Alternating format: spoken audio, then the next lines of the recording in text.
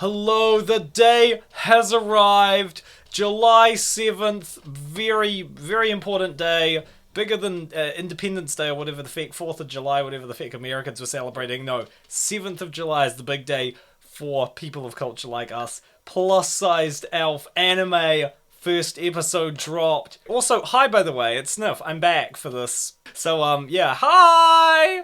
It feels surreal, honestly. Like, it was always like sort of a pipe dream type thing where it's we all said, when is plus size elf gonna get an anime? Or I'm sure it's popular enough to get one, but I mean, me of little faith, I was always like, I don't think it's gonna happen. Maybe it's gonna happen. There's been some pretty weird animes. There has been some pretty weird animes, but none of them involve fat elves, do they? But here we are, 2024, July 2024, and it's happening. Me and Snide have both just seen the first episode, and yeah, we're here to give our thoughts on it. A little review, so you can.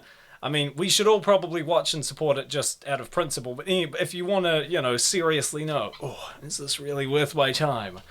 I don't know how serious this review is going to be, but yeah. So I mean, it was a bit of a minimalist kind of story for the first episode. Very few character introductions. It does keep pretty close to the plot. I believe that it pretty faithfully adapts the first chapter of the manga. Have you read the manga, No, Snide? I haven't. Sorry. Right, well, let me just tell you, it's not a lot of plot. Not a plot-heavy manga. Where's what tunnel are they coming? It looks like they come out of some kind of abandoned rail tunnel or something like that. It is. I mean, I guess it's just like it's like the wardrobe to Narnia kind of thing, But I guess there was a lot of fan service in it. It was kind of the focus. That was definitely the focus. I was going to say plot-wise, something interesting with the anime is that the episodes are only 11 minutes, and at least the first episode adapts like the first chapter of the manga, because often with anime episodes, an episode will adapt like, it's something like, often an episode will adapt like several chapters of the manga, like a 22-minute episode will adapt like the first 3 chapters, whereas this is like 11 minutes for like one chapter. So I assume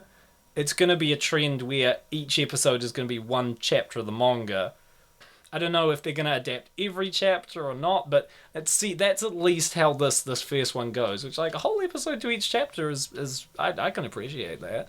But yes, there was a lot of fan service, which we were all expecting, and honestly, I think, what is the quality of fan service though? Like, everyone knows there's going to be fan service, but is it, does it work? Does it give you what you came to buy? And it's decent, maybe not like on the level of like DxD fan service.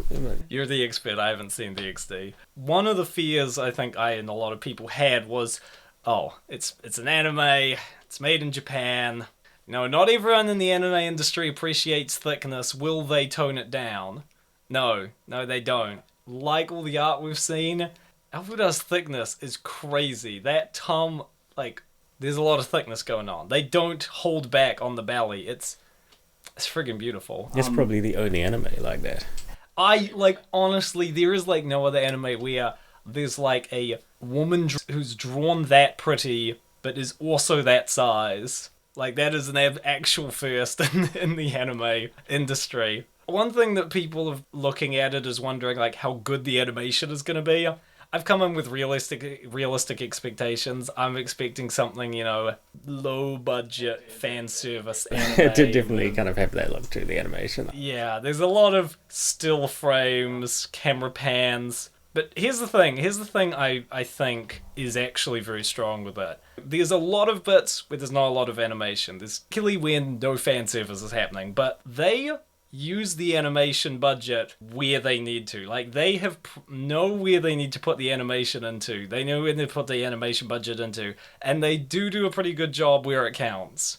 Because when there's just some people talking, it's okay, this is pretty basic animation. But when Alfuda's, tum is jiggling or something, it's okay, that's some animation. Still not the best, and I think you have to come into it with that expectation, because it was never going to be the best animation. Let's be realistic.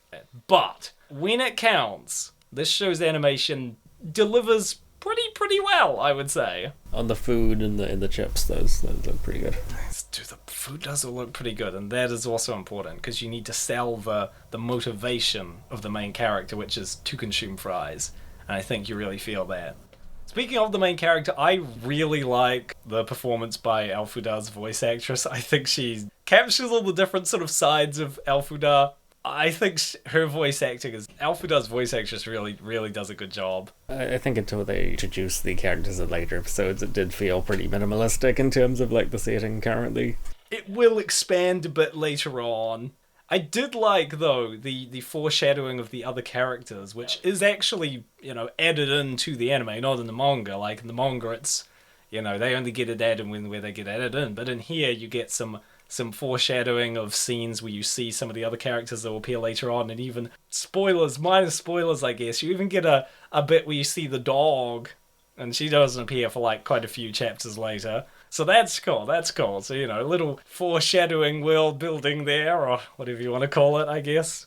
Overall, it's what I expected in a good way, I think. It doesn't really go above and beyond my expectations, but I am quite satisfied with the direction the series took, and I'm very excited to see what happens in the later episodes. Like, once we add in all the other characters, I'm very interested to see what their voice performances are for the later characters. But I think it could be very fun once we start to get to seeing the other characters and their interactions there. So yeah, I want to shout out the character designs for the show. I'm just so impressed with how thick they made them. I'm just still not over that. Like, they went so hard on the thickness in the show, and I just want to applaud that. Like, that is the standout thing. They're 10 out of 10 for thickness. If you do want to watch it, it is localized in, I believe you can watch it in most places on High Dive.